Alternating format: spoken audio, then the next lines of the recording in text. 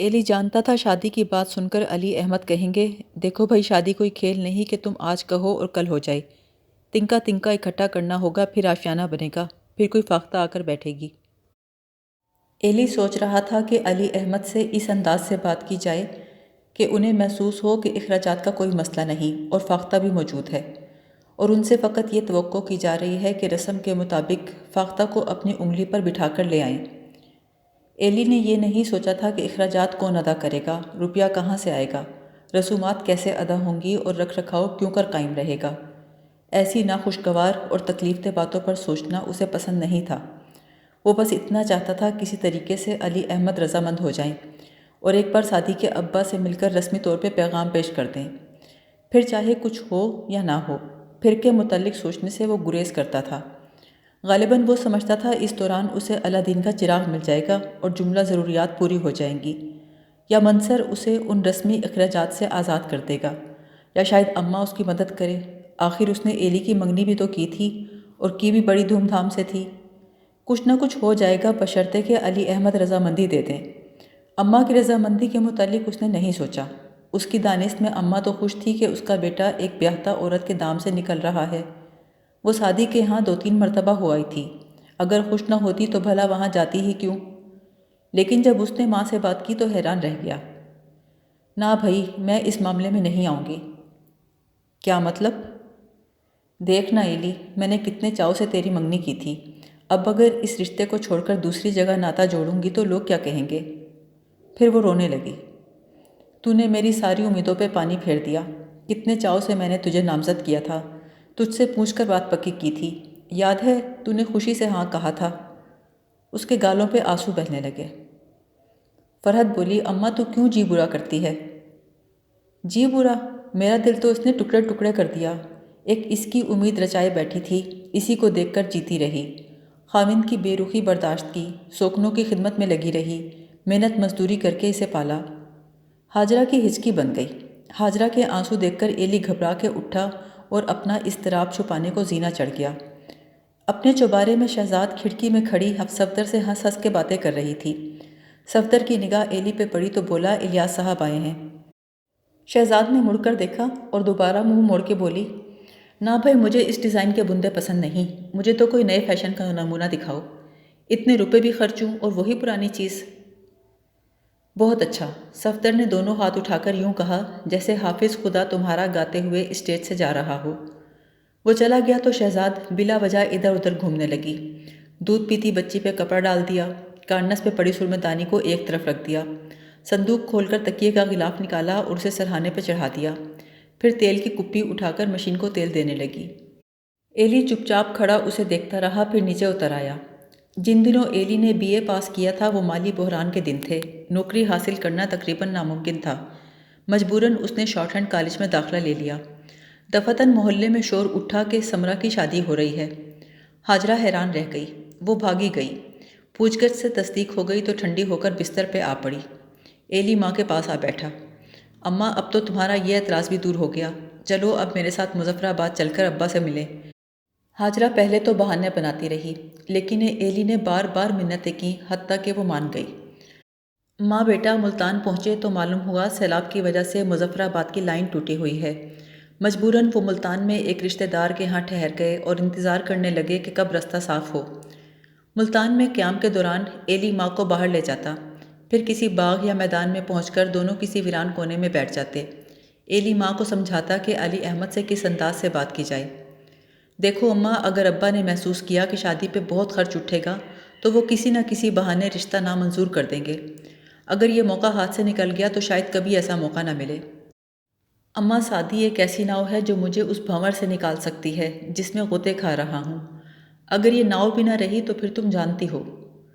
اس روز پہلی مرتبہ ایلی نے اپنے منہ سے تسلیم کیا کہ شہزاد ایک بھنور تھی، لیکن در حقیقت وہ اس حقیقت کو تسلیم نہیں کر رہا تھا بلکہ استعمال کر رہا تھا، بوڑھی ماں کے سامنے دھمکی کے طور پہ پیش کر رہا تھا۔ ہاجرہ کہنے لگی، میں یہ کیسے کہوں گی کہ شادی پہ خرچ نہیں اٹھے گا؟ اگر تیرے ابا نے شادی پہ خرچ نہ کیا تو کون کرے گا؟ بات کیسے بنے گی؟ تم اس کی پرواہ نہ کرو اماں، یہ بات کی بات ہے۔ فی الحال ضروری بات یہ ہے کہ ابا سعدی کے ابا کو پیغام پیش کر دیں۔ اس لیے اس انداز سے بات کرنا کہ وہ سمجھیں خرچ ورچ کا سلسلہ نہیں ہوگا۔ لیکن ایلی پھر شادی ہوگی کیسے؟ کیا وہ تمہیں خانہ داماد بنا لیں گے؟ ارے نہیں اماں، دیکھ ایلی، ایسی بات ہے تو میں جیتے جی مر جاؤں گی۔ 4 روز بعد بسد مشکل گھٹنے گھٹنے پانی سے گزر کر وہ مظفر آباد پہنچے۔ انہیں دیکھ کر علی احمد کے گھر میں بچوں نے شور مچا دیا۔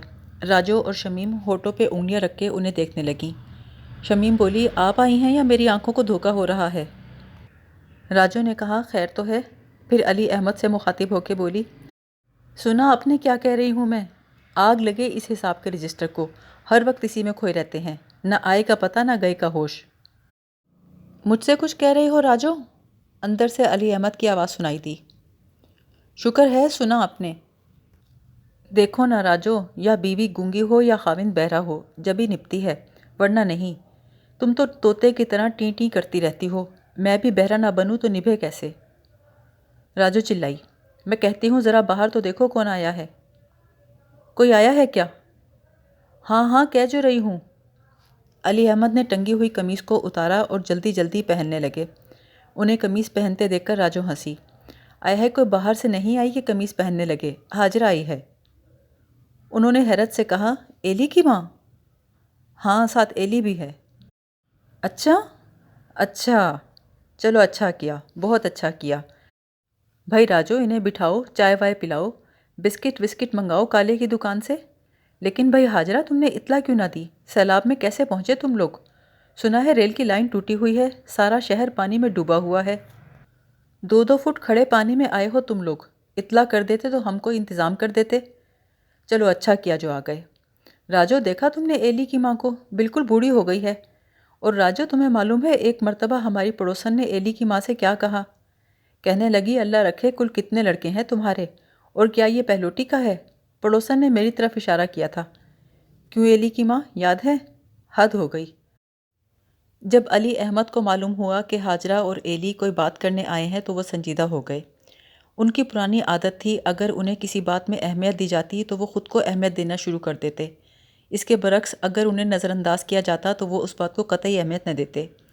انہوں نے سوچا اگر کسی بات کی خاطر یہ لوگ اتنی مشکل سے پہنچے ہیں تو بات بہت اہم ہوگی، اتنی آسانی سے طے نہیں ہونی چاہیے۔ وہ ہنسنے لگے۔ بھائی اب جو یہاں آپ پہنچے ہو تو باتیں ہی ہوں گی نا، باتوں کے سوا اور کیا ہوتا ہے اپنوں کے درمیان؟ اب دیکھ لو راجو سے سارا دن باتیں کرتے ہیں ہم۔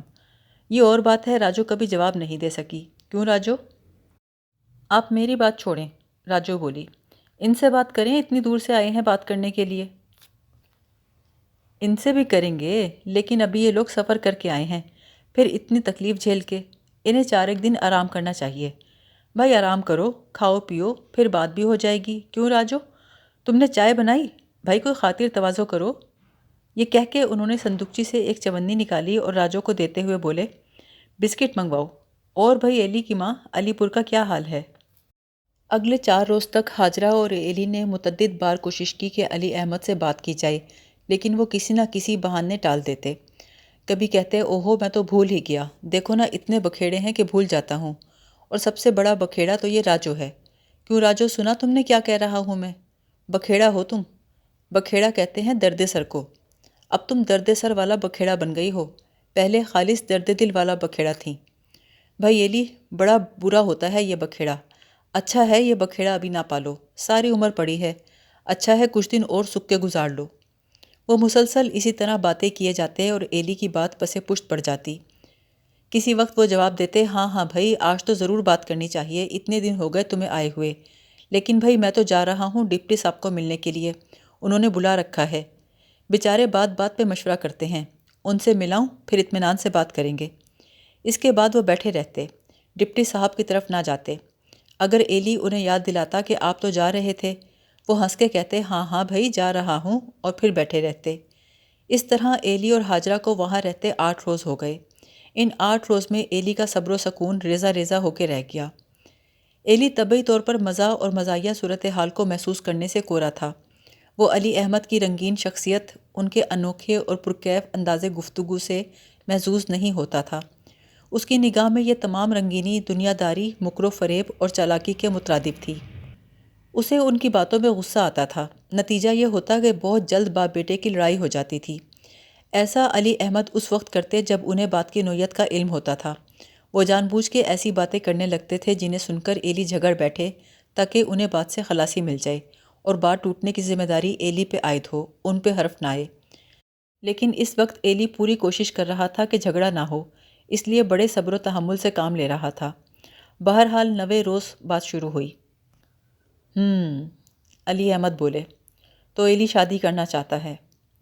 ٹھیک ہے، بالکل ٹھیک ہے، BA کر چکا ہے، دال روٹی کما سکتا ہے، ضرور کرنی چاہیے بھائی شادی۔ بھائی ایلی کی ماں، تم نے تو ایلی کی منگنی کر رکھی تھی، ہم نے سنا تھا، شاید غلط سنا تھا۔ ہاجرہ نے اس بات میں سر ہلایا تو بولے، بہت اچھا کیا تھا تم نے، اب تم شادی کرنا چاہتی ہو تو ضرور کرو، ہمیں کیا اعتراض ہو سکتا ہے؟ اتنی سی بات کے لیے تم دونوں اتنا لمبا سفر کر کے آئے ہو، میں سمجھا نہ جانے کیا ہو گیا، آسمان ٹوٹ پڑا ہے یا زمین پھٹ گئی؟ کیوں راجو؟ نہیں نہیں، ہاجرہ بولی، ایلی وہاں شادی کرنا نہیں چاہتا۔ وہاں نہیں کرنا چاہتا؟ لیکن کیوں؟ کچھ دیر وہ ایلی کی طرف دیکھتے رہے، پھر بولے، خیر اس سے نہیں تو کسی اور سے صحیح، محلے میں اتنی لڑکیاں ہیں، آخر ان کا اچار ڈالنا ہے کیا؟ کیوں راجو؟ راجو بولی، آپ مجھے کیوں درمیان میں گھسیٹ لیتے ہیں؟ وہ مسکرائے، تو خواہ بگڑ رہی ہے، بھائی میری بیوی جو ہوئی۔ راجو نے شمیم کی طرف اشارہ کیا، وہ بھی تو بیوی ہے نا؟ ہاں ہاں وہ بھی بیوی ہے، لیکن وہ درمیان میں گھسیٹنے والی نہیں، وہ صرف تم ہی ہو۔ ہاں تو ایلی کی ماں، میں یہ کہہ رہا تھا، محلے میں جو اتنی لڑکیاں پڑی ہیں، کسی ایک کو پکڑ لو اور یہ کار خیر سر انجام دے لو۔ اللہ اللہ خیر صلاح، ہمیں بھی اطلاع کر دینا، ایسا نہ کرنا جیسے منگنی پہ کیا تھا، ہمیں خبر ہی نہ بھیجی۔ بھائی اطلاع کر دینا، اگر چھٹی ملی تو انشاءاللہ ضرور پہنچوں گا، اور ان دونوں کو تو چاہے آج ہی لے جاؤ۔ انہوں نے راجو اور شمیم کی طرف اشارہ کیا۔ راجو بولی، لو محلے میں بھلا کون سی لڑکی ہے کام کی؟ علی احمد بولے، بھائی یہ سمجھتی ہے ایک یہی کام کی تھی۔ راجو غصے میں بولی، آپ میری بات کیوں کرتے ہیں؟ علی احمد بولے، اچھا بھائی سوچ لو، شمیم بھی یہی کہا کرتی تھی، میں نے اس کی بات مان لی، اب خود ہی ناراض ہے، کہتی ہے مجھ سے بات نہیں کرتے۔ شمیم بولی، بس میرے زخموں پہ نمک نہ چھڑکیے۔ راجو بولی، آپ خواہ دوسری بات چھیڑ بیٹھے، یہ ایلی کی بات تو ختم کریں۔ میں کہتی ہوں محلے میں کوئی لڑکی کام کی ہو بھی؟ علی احمد بولے، او ہو بھائی، سب کام کی ہوتی ہیں، چاہے ناک اونچی ہو یا بیٹھی ہوئی، رنگ گندمی ہو یا سانولا، آنکھ موٹی ہو یا چھوٹی، کوئی فرق نہیں پڑتا۔ فرق نہیں پڑتا، شمیم چلائی۔ فرق نہیں پڑتا تو خود اتنی شادیاں کرنے کی کیا ضرورت تھی؟ ہائیں؟ وہ ایک ساتھ کے لیے رکے، پھر ہنسنے لگے۔ بھائی اتنی شادیاں نہ کرتا تو اس نکتے کا پتہ کیسے چلتا؟ اتنی شادیاں کرنے کے بعد ہی تو تجربہ ہوا ہے۔ ہی ایلی کو تو تجربہ نہیں نا، جبھی اسے بتا رہا ہوں۔ ہاجرہ بولی، لیکن ایلی محلے میں شادی کرنا نہیں چاہتا۔ ہائیں، محلے میں نہیں کرے گا تو باہر اسے کون دے گا لڑکی؟ کیوں، اسے کیا ہے؟ راجو بولی، بھائی باہر والے آخر کسی بات پہ لڑکی دیتے ہیں نا، یا دولت ہو یا عہدہ ہو، یہاں تو نہ دولت ہے نہ عہدہ ہے۔ ہاجرہ نے بات کاٹ کر کہا، پر وہ تو دینے کو تیار ہیں۔ کون وہ؟ بڑے اونچے کھاتے پیتے باعزت خاندان سے ہیں، باپ ریاست میں وزیر ہے، 2 بھائی بڑے عہدوں پہ ہیں، لڑکی ہم دیکھ آئے ہیں، بڑے اچھے لوگ ہیں۔ علی احمد بھونچکا رہ گئے۔ ایلی بولا، بس آپ کے آشیرواد کی ضرورت ہے۔ دفتن علی احمد سنجیدہ ہو گئے، تو یہ بات ہے؟ جی، آپ کے شامل ہوئے بغیر۔ ایلی نے کچھ کہنے کی کوشش کی۔ دیکھو ایلی کی ماں، علی احمد نہایت سنجیدگی سے بولے، ایلی کی شادی کا تعلق 2 پارٹیوں سے ہے، ایک تو ایلی خود ہے جس نے شادی کرنی ہے، دوسرے ہم سب ہیں جنہوں نے لڑکی کے ساتھ رہنا ہے، تو شادی دونوں پارٹیوں کے باہمی مشورے سے ہونی چاہیے۔ کیوں راجو، بات حق و انصاف کی ہے یا نہیں؟ ہاں بات تو مناسب ہے، راجو نے کہا۔ علی احمد کہنے لگے، تو اس کی صورت یہ ہو سکتی ہے کہ یا تو ہم لڑکی کا چناؤ کریں اور ایلی اسے پسند کرے، یا ایلی چناؤ کرے اور ہم اسے پسند کریں۔ کیوں راجو، ہے نا حق و انصاف کی بات؟ راجو بولی، اور اگر آپ چناؤ ہی نہ کریں تو؟ بھائی ہمیں موقع دو نا، آج بات کی ہے ایلی کی ماں نے، ہمیں 6 مہینے کی مہلت تو دو، 6 مہینے میں ہم لڑکی کا چناؤ کر لیں گے، آزما کے دیکھ لیں گے۔ شمیم نے کہا، اور اگر وہ ایلی کو پسند نہ آئے تو بھائی ہمیں ایک موقع اور دیا جائے تاکہ کسی اور کو پسند کریں۔ راجو بولی بس آپ پسند کرتے رہیں حتیٰ کہ ایلی بوڑھا ہو جائے۔ علی احمد بولے اچھا پھر دوسری صورت یہ ہے ایلی ہمیں 4-5 لڑکیوں کے نام دے دے، ہم ان میں سے ایک چن لیں گے۔ ایلی ہنسنے لگا، 4-5 نام؟ آپ بھی کمال کرتے ہیں۔ ہاجرہ نے کہا یہی ایک لڑکی بڑی مشکل سے ملی ہے، ایسی لڑکی کہاں ملتی ہے آج کل۔ علی احمد خاموش ہو گئے۔ اب جواب کیوں نہیں دیتے؟ راجو نے کہا، اس سے اچھا رشتہ نہیں ملے گا۔ شمیم کہنے لگی، جو کچھ ایلی کی ماں نے بتایا ہے اس کے مطابق تو رشتہ بڑا اچھا ہے۔ علی احمد کو خاموش دیکھ کر راجو غصے سے بولی، اب بات تو کیجئے نا۔ علی احمد نے کہا، یہ رشتہ مجھے پسند نہیں۔ لیکن وجہ؟ ہاجرہ نے پوچھا۔ وہ بہت اونچے لوگ ہیں، علی احمد نے سنجیدگی سے کہا، میں بہت چھوٹا آدمی ہوں، میں اعلیٰ اور اونچے خاندان میں رشتہ نہیں کروں گا، میں تو اپنے بچوں کا رشتہ وہاں کروں گا جہاں میری حیثیت ہو، جہاں میری بات کو اہم سمجھا جائے، جہاں میری ہی عزت ہو۔ اے ہے وہ تو بڑی عزت کرنے والے لوگ ہیں، ہاجرہ بولی۔ نہیں بس یہاں نہیں ہوگا، علی احمد نے کہا، اگر میری رضامندی کوئی حیثیت رکھتی ہے تو یہاں رشتہ نہیں ہوگا۔ یہ کہہ کر وہ اٹھے اور اپنے ڈیسک پر بیٹھ کر حساب کے رجسٹر میں لکھنے میں مصروف ہو گئے۔ مظفر آباد سے واپسی پر ایلی کے سامنے چاروں طرف پانی کھڑا تھا اور ایلی محسوس کر رہا تھا کہ وہ پھیلا ہوا پانی علی احمد کا انکار ہے۔ پانی کے اس پھیلاؤ میں ریل گاڑی ہونک رہی تھی، کرراہ رہی تھی، ہوا شائیں شائیں کر رہی تھی۔ ہاجرہ گھٹنوں میں سر دیے بیٹھی تھی، ایلی کھڑکی سے باہر ٹکٹکی باندھ کے دیکھ رہا تھا۔ چاروں طرف پانی ٹھہرا ہوا تھا اور آسمان پانی میں گر کے ڈوب چکا تھا، کہیں کہیں اس کے ٹکڑے ٹکڑے دکھائی دے رہے تھے۔ دور کہیں سادی یہ کہتے ہوئے بھاگے جا رہی تھی، میں وعدہ کر چکی ہوں، میں مجبور ہوں، میں مجبور ہوں، میں مجبور ہوں۔ گاڑی ایک دھچکے سے رکی، باہر کوئی چیخ رہا تھا، علی پور، علی پور، علی پور۔ ایلی نے محسوس کیا جیسے وہ نام مانوس سا ہو، جیسے وہاں اسے کچھ کرنا ہو۔ سامنے ہاجرہ سوٹ کیس اٹھانے کی کوشش میں مصروف تھی، وہ اٹھ کر سامان اٹھانے لگا۔ باہر پلیٹ فارم پر بھی دھندلکا پھیلا تھا، اس پھیلاؤ میں لوگ تیرتے ہوئے دکھائی دے رہے تھے۔ دفعتاً ایک چہرہ ان کی طرف بڑھا، ہاجرہ بہن تم لوگ کہاں گئے ہوئے تھے؟ سارے محلے میں تمہاری ڈھونڈ مچی تھی۔ چچا عماد مسکراتے ہوئے کہہ رہے تھے، جلدی پہنچو ورنہ وہ لوگ چلے گئے تو کیا فائدہ۔ ڈھونڈ مچی تھی؟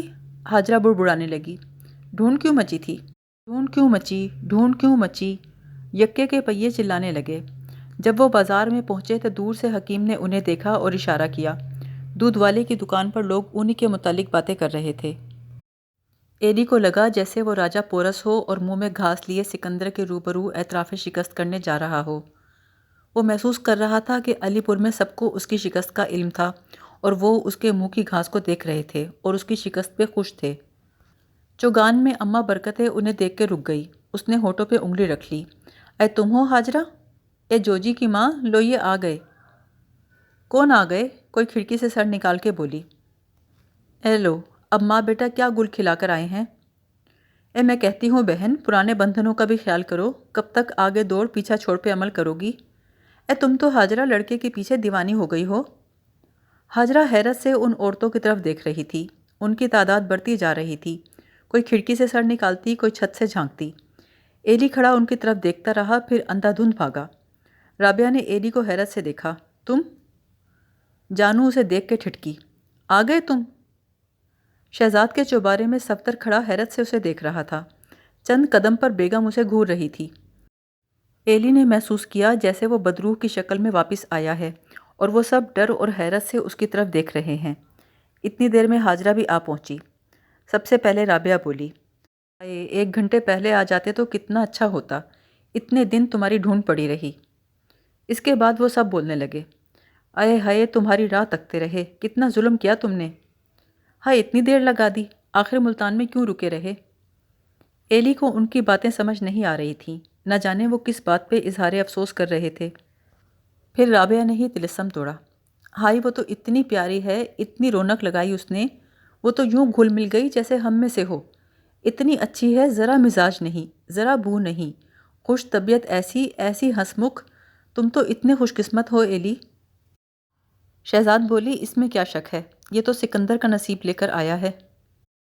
اماں برکتیں بولی، اے اب جلدی کرو، نیک کام میں دیر نہ کرو۔ وہ اپنے منہ سے کہتی تھی، لو میں تمہاری ہو گئی، اب تم بنا لو تو بات بنے۔ محلے والیوں کے تبصرے سن کر بیگم نے جل بھن کے کہا، توبہ، ایسی منہ پھٹ ہونا بھی کیا؟ ایلی نے غور سے بیگم کی طرف دیکھا تو شہزاد بولی، ادھر کیا دیکھتا ہے، اماں اس کے سوا اور کیا کہے گی؟ جانو حاجرہ سے مخاطب ہو کر بولی، بہن ایسی خوبصورت اور عادت کی اتنی اچھی؟ شہزاد ہنسی، محلے والیاں تو ساری مر مٹی ہیں اس پر۔ حاجرہ بولی، کوئی ایسی بات کرو جو میرے پلے بھی پڑے، کس کی بات کر رہی ہو تم؟ اے وہ آئے تھے، جانو نے کہا، اے وہی لاہور والے، کیا نام ہے اس لڑکی کا؟ سعدی، اور کون؟ رابعہ نے کہا۔ سعدی؟ حاجرہ نے زیر لب کہا، کہاں آئے تھے؟ یہاں ہی آئے تھے، رابعہ بولی، علی پور آئے تھے، شہزاد کے گھر رہے پورے 2 دن۔ جانو بولی، تمہارا انتظار کرتے رہے، وہ، اس کی بہن، اس کی خالہ، تینوں۔ یہاں؟ حاجرہ نے حیرت سے پوچھا۔ رابعہ کہنے لگی، ہاں ہاں، یہاں رہے 2 دن۔ وہ تو اتنی پیار کرنے والی ہے، اتنی رنگین اور پھر خوبصورت، کوئی جواب ہے اس کا؟ ایلی کی آنکھیں دھندلا گئیں، وہ دیوانہ وار بھاگا اور فرد کے کمرے میں پہنچ کر دھم سے چارپائی پہ گر پڑا اور اپنا منہ تکیے میں ڈبو دیا۔ تکیہ بھیگ گیا، پانی ہی پانی تھا۔ اس نے سر اٹھایا، کمرہ دھندلکے سے بھرا ہوا تھا۔